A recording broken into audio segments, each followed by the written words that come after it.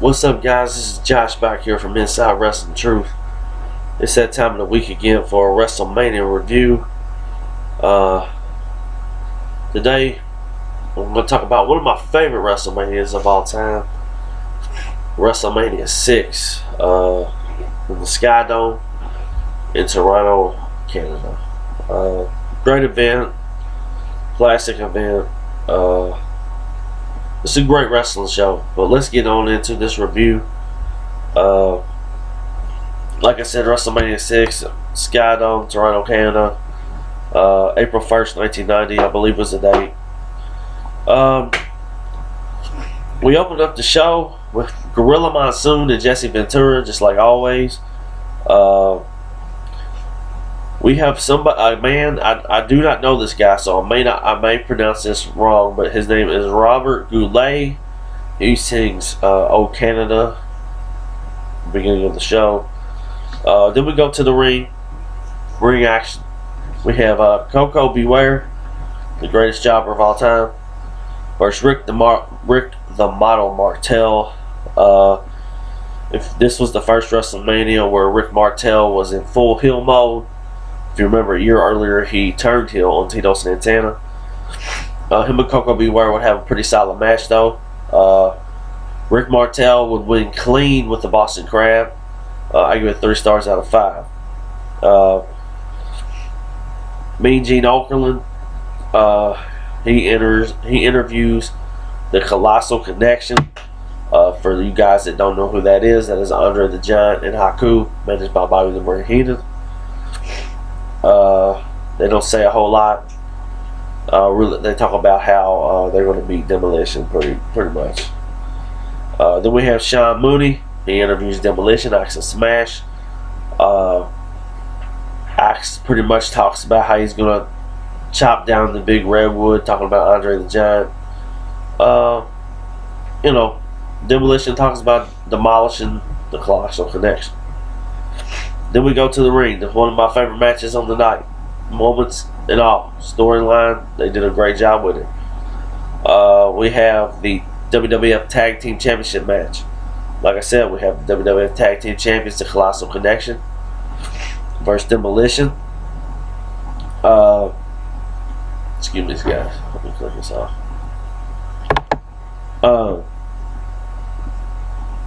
Great.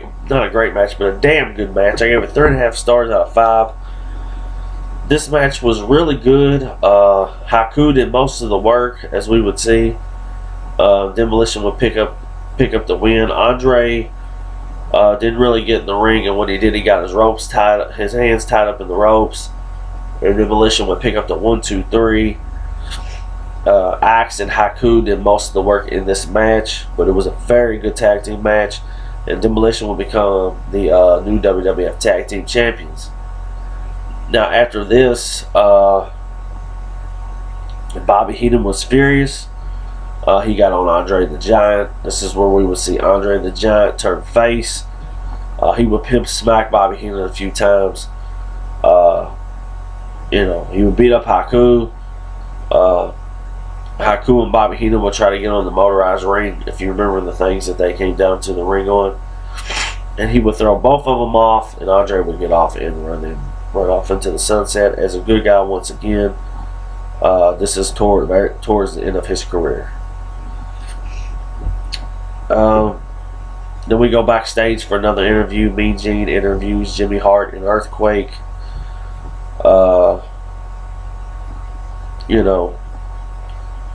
We go to the ring. We have Hercules versus Earthquake. I thought this match was going to be complete trash. I've never been a big Hercules fan, but this match was pretty good. I gave it 3 stars out of 5, better than I thought. Earthquake would pick up the win on Hercules. He would do his finisher where he runs and then he sits on the dude's head, chest. Would do that a few times. We would have then we would go to a Brutus Beefcake promo. Brutus Beefcake, as you can see clearly in this promo, is fucking high as fuck. I don't know if it's roids, coke, what, but he's jacked up. Then the Genius introduces Mr. Perfect. Then we go to the ring. We have Mr. Perfect versus Brutus the Barber Beefcake. Another damn good match. Mr. Perfect really carried the Beefcake in this match, but he turned it into a very good match. I gave it 3 stars out of 5 as well. Another solid match.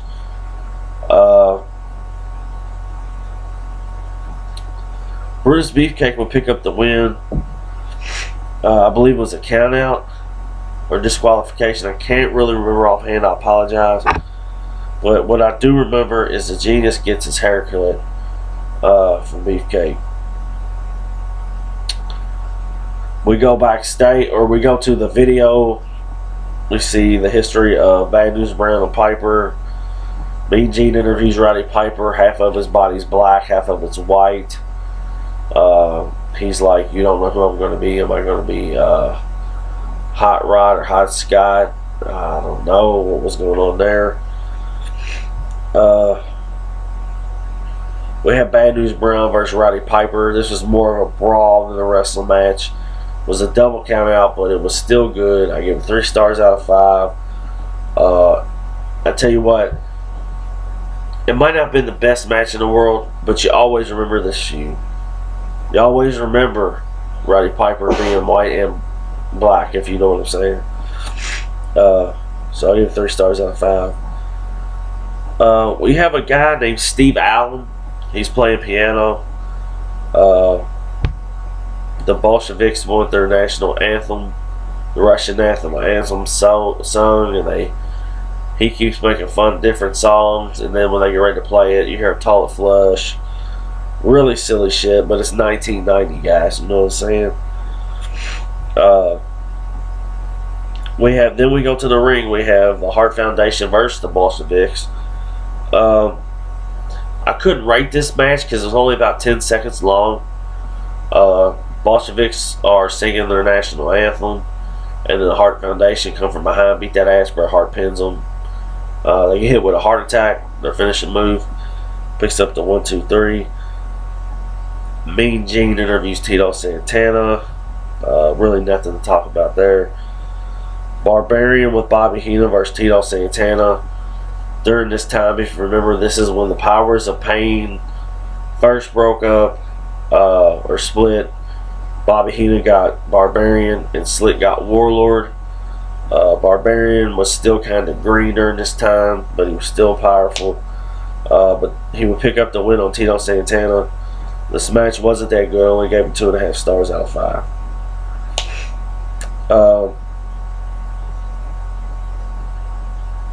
We have Macho King, Sensational Sherry, Dusty Rhodes, Sapphire history. Mooney interviews Rhodes and Sapphire. We have Macho Man and Dusty Rhodes, the whole deal with them. I gave it 3 stars out of 5.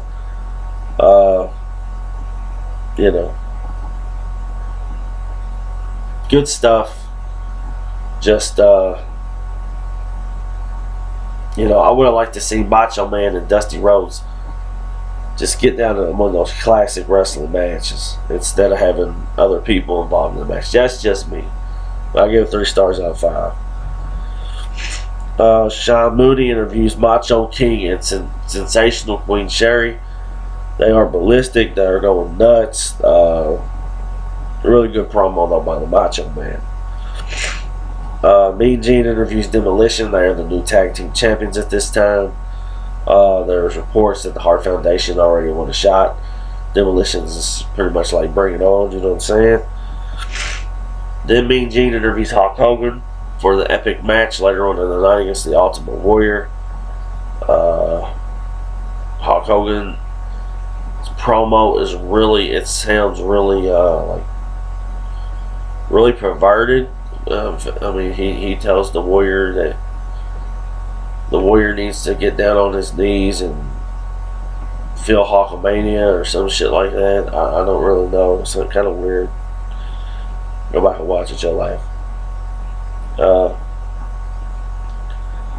Sean Mooney tries to interview the Ultimate Warrior. Warrior just shoves him out of the way, grabs the microphone, and goes off on one of his intriguing promos where he just it's funny as hell, man. It's funny. I don't know what's don't get me wrong. I love Warrior. He's on my wall right here, back here. But I don't know what's more funnier, his promos or his perm. Like, check that shit out. We go back to the ring. We have tag team action. We have Orient Express versus the Rockers. This was a very good match. I gave it 3 stars out of 5 as well. I don't think Pat Tanaka ever gets enough credit for his wrestling skills, man. He's not bad. We all know what the Rockers can do. Gave him 3 stars out of 5. Orient Express would pick up the win on a countout. Marty Jannetty would be on the outside, and he would get hit with salt. Couldn't see. And Orient Express would pick up the win. One thing about these WrestleManias early on, they had a ton of matches with them, dude. Steve Allen, he talks with the Rhythm and Blues. Funny skits there. I ain't gonna go all into that. This is another stinker match. We have Dino Bravo with Earthquake and Jimmy Hart versus Hacksaw Jim Duggan. Hacksaw Jim Duggan will pick up the win, but after the match, they would beat the shit out of Duggan. Duggan would take like 5 Earthquake drops, and that would be the end of that. I just never really could get into Dino Bravo matches. If that makes sense. Any of you guys out there watching this, let me know your thoughts on Dino Bravo's matches. Were they something you enjoy? Because me personally, I didn't enjoy them at all.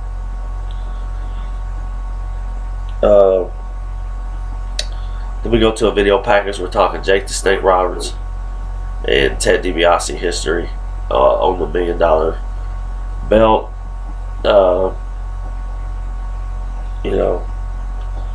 Mean Gene interviews Jake Roberts.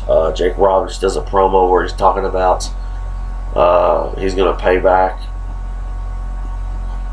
He's going to bring the pain to DiBiase, like all the pain DiBiase has done all of the people that needed money, and and we would go to another great match, 3.5 stars. $1 Million Man with Virgil versus Jake the Snake Roberts.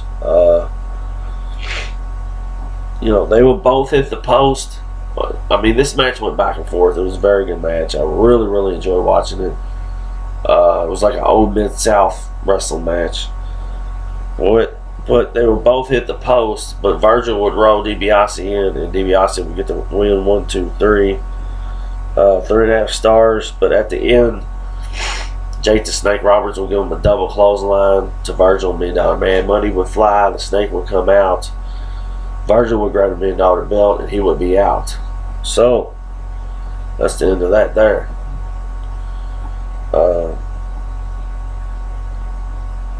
Then Sean Mooney interviews Slick with Akeem. They're talking about Big Boss Man.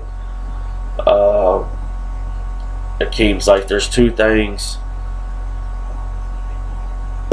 in this world that you just don't do, and 1 is dogs that chase cars, and 2 are cops that don't take the money.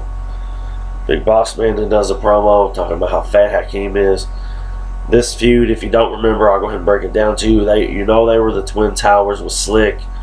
DiBiase wouldn't take Boss Man wouldn't take the money from DiBiase. I believe they were on the Brother Love show, if I remember correctly. I could be wrong. They were on some kind of show like that, and we would see the split of the 2, which led to this match. This match was very short, 5 minutes at the most. I only could give it 2 stars.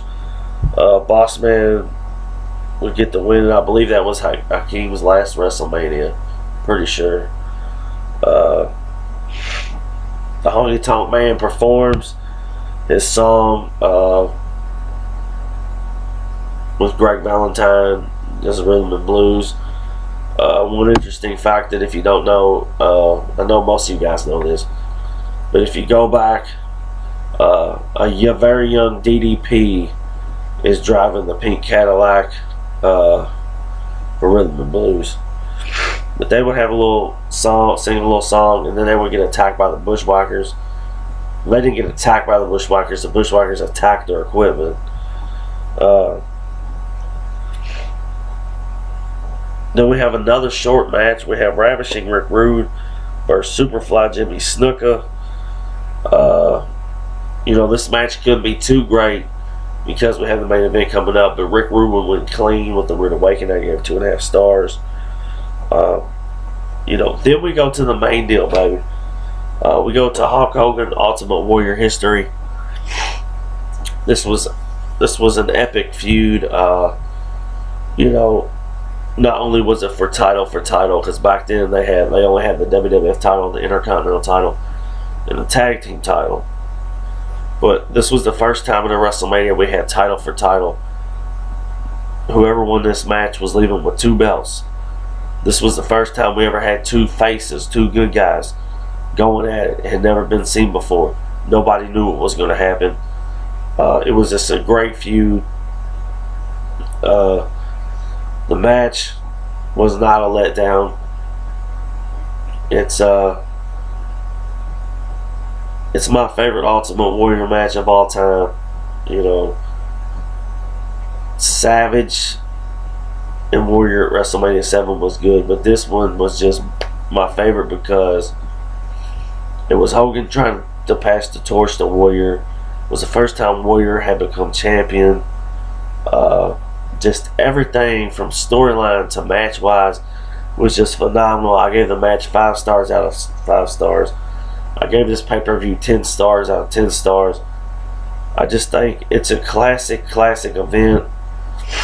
There's matches and moments on this WrestleMania for me that I'll never forget, like Demolition match, Jake and DiBiase, of course Warrior and Hogan, Bad News Brown and Piper. There's just a lot of great moments on this WrestleMania, but I gave it 10 stars. Let me know your thoughts on WrestleMania 6. Let me know your thoughts on the Warrior Hogan feud. How epic do you think it was? But this has just been my WrestleMania review for this week, and of course we'll keep this thing rolling till WrestleMania. Next week we got WrestleMania 7 main event, Sergeant Slaughter versus Hogan, and a whole lot more. Please hit that subscribe button. Please like, please comment. I'll see you next time. Peace.